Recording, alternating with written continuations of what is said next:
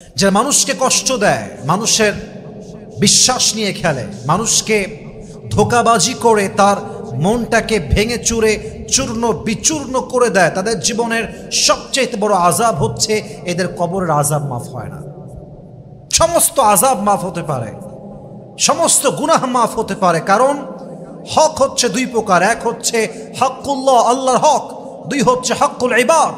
যে বান্দা আল্লাহর হক নষ্ট করে, আল্লাহ চাইলে তাকে মাফ করতেও পারে, কিন্তু যেই বান্দা আরেক বান্দার হক নষ্ট করে, ওই বান্দা যতক্ষণ পর্যন্ত মাফ না করে তার গুনাহটা মাফ হয় না।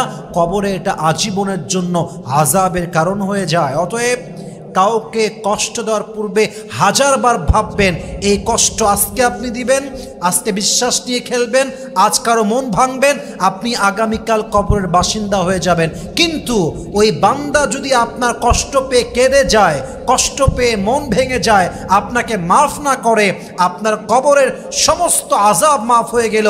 এই আযাবটা যতক্ষণ পর্যন্ত সে মাফ না করবে, এটা কোশ্চেন কালেও ক্ষমা হবে না। ঠিক কিনা বলেন?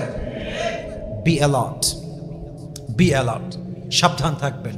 অতএব মাথায় রাখবেন, প্রকৃত মুমিন হচ্ছে সেই মুমিন যে মুমিনের হাত থেকে অন্য মুমিন নিরাপদ, যে মুমিনের জবানের দ্বারা অন্য মুমিন নিরাপদ। আমি হব সবার জন্য নিরাপদ। আমি কাউকে জেনে বুঝে অকারণে কষ্টের কোনো কারণ আমি কারো জীবনেই হতে পারবো না। রাজি আছেন তো ইনশাআল্লাহ?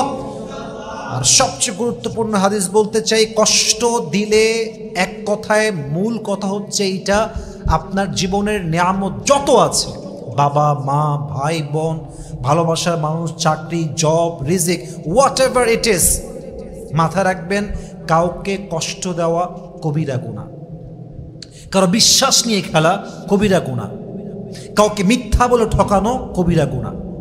হাদিসে আসছে, আল্লাহর হাবিব বলেছেন, আমার উম্মত সব হতে পারে।